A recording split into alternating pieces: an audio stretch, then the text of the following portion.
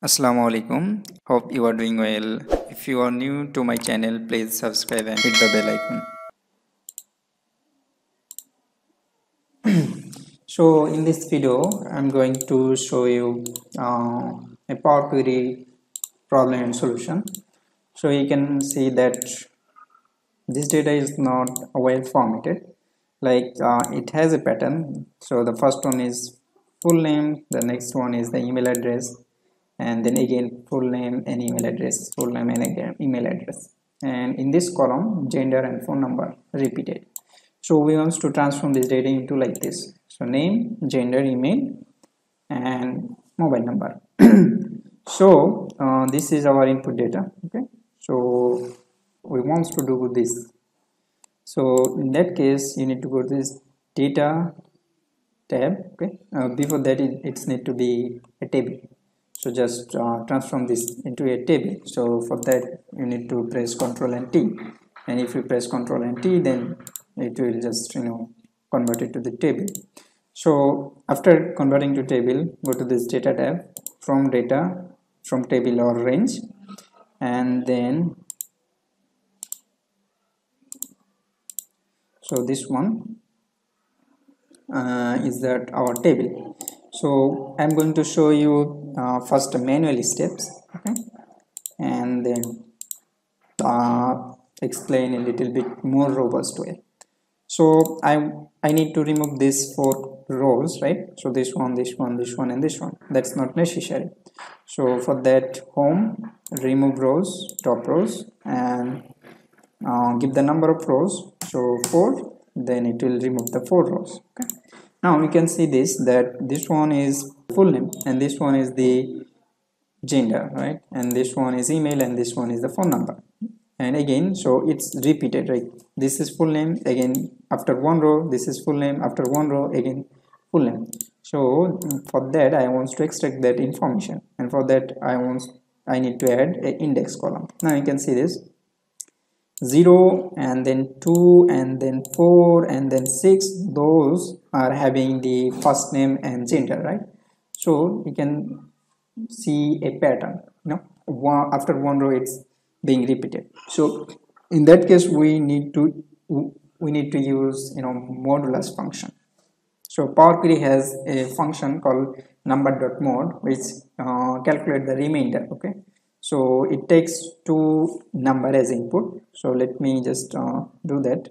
So custom column and that number.mod. Okay, so index 1 and then I'm putting 2 because after 2 row the next person data is being entered. Now you can see this, these 0, you can see this, these are the first full name and gender, and these are representing the email address and phone number. Again 0, so all these 0 are representing full name and gender, and 1 are representing email and phone number.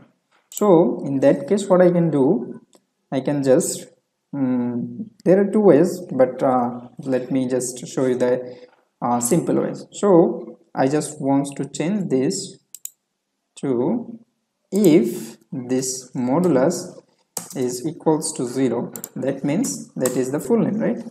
Then what I need the customer database, and this is going to be the name column, right?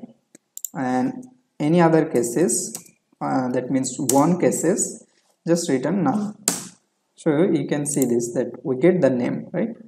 And for extracting the gender we need the same formula, but instead of customer database we need column 1, right?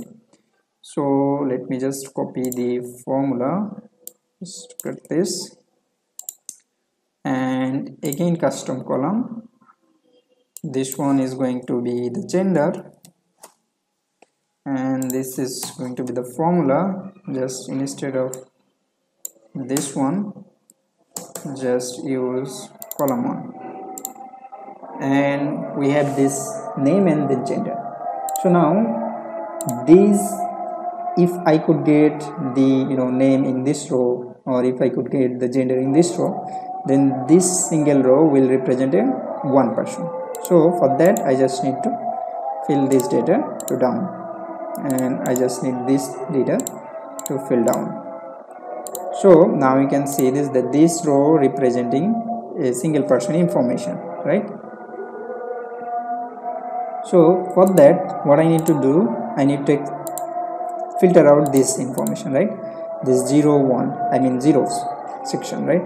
So for that, what I can do, I can use the same formula again, but this time if it's 0, then I just want to remove that row. So remove, but if it's not 0, then I have to keep that row, keep that rows. So now I can just keep rows. So that's it. So this is the full name, and this is the gender, and then email address, and then phone number. So I don't need this index and custom column anymore. So, and then I can reorder this data a little bit, rename this to email, and this is phone number. So that's all. So this is the manual way or easy way to do this. So I can load this data to any sheet. Okay, so this is the easiest way to do this. Okay, now in this one we have a little bit problem if data get changed. Okay, so let me show you that. So now you can see this, that this name, gender, email, phone number as manually typed. So if header is changed, then it will not be automatically updated. This is the first problem. And the next problem is that now if we have that after 3 row it gets repeated, or another person information is coming after 3 row, in that case this is not going to work, right? So in that case we need to change that script a little bit. Okay, so we need to put 3 instead of 2 in this where is that, in this one. So instead of 2 we need to put 3 and so on.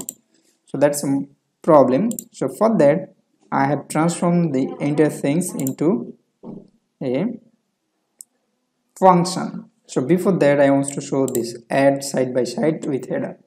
So the same thing, so we get this, we remove the first 4, instead of this time 4 row we get rid of the 2 rows, because I want to keep this table header in our final output instead of giving manually. And then same procedure index, and then same procedure custom one. You can see that mod divided by 2, and then I just get rid of the index column, and then I group this row. So you can see that first row, the first name and gender is in one table, this one, full name and gender, and in another table we have this email and mobile number. And then we remove the other column that was in this one, so this custom one, we remove that, and in this one I just remove the this custom column, so this one. And then we need to promote to this, we need to promote this to as header. So I just promoted this ones to the header, and then remove unnecessary column that is not necessary, so we need only this column. And then I have extracted the column names from these tables, and then I combined all of this list to a single column, I mean single list of column name. And then I just transpose each column. So you can see this one, this single column is representing this Rachel Reed, and this gender, name and gender, name and gender, name and gender, and so on. And then this one is a table, this one is another table, and then I combine this into a table.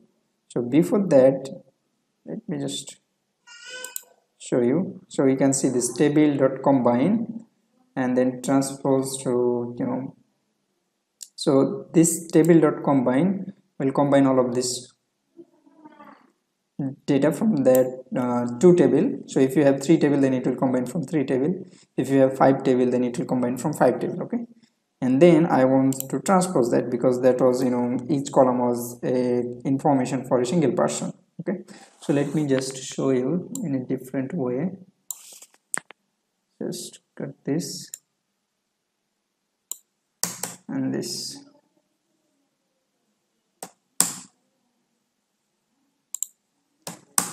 So now you can see this, each column is representing a single personal information. So that's why I was using that. Again, I'm doing this transpose, and then I'm giving the final output column name, that will be March column name. Sorry, March column name was not recognized. So March column name. Okay, let me just copy it from this section.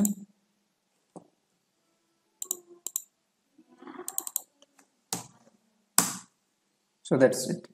So we get this data. So in this one, this full name, gender, email, and mobile column header is not manually typed, that those are dynamic. So I have extracted this information to a function. So now what is the use of this function? It basically take a table and then it's take the row number. So let me show you. So what does it mean by this row number? So let me unhide this. So 3 rows. So you can see this, in this one, after 3 row another person information is entered. So like this 3 is a single person information, this 3 is another person. So if the data structure is being changed, in that case I need to give the number, right? So if it's 1 after 2 rows, or if it's after 3 rows, or if it's after 5 rows, and so on. So that's why this function takes first as the table reference to transform, and then it's take the row number. And you can see that this one, so this one is getting data from this section. Okay, and let me change this to, instead of add, address. And if I refresh this, then it's being updated. Good. You can see this address, right? So that's the beauty of this function, that it's just take the table and the number of rows, and then it calculate these things. So let me show you this query.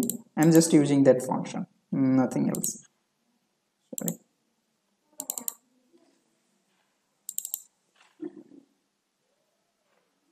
So you can see this one became header row, so I just demoted that, so that we can extract this information.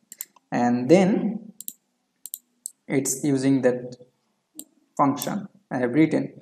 The first one is the table name, so that is this demoted header step, and then after how many rows, so this 3 rows. So and then let's get the data transform, and using function. So for this this case is manual way, so I'm using again same function. You can see this fx flat table transform. So I'm just giving 2 and then table. So I'm removing this top 2 rows because those rows are not necessary for that unnecessary information. So again I'm using this simple function. So we can use this simple function, and again I have another test table with 3 row with single column. So sometimes if your data is arranged like this one, so name, email address, and then each person data is being entered after one another. So in that case you can use same function, and in the same way you get the data transform. So that's it. Let me know if you have any question, and I'm going to add this Excel file in the description. So please check that if you want to see the code, and feel free to ask any question. Have a good day.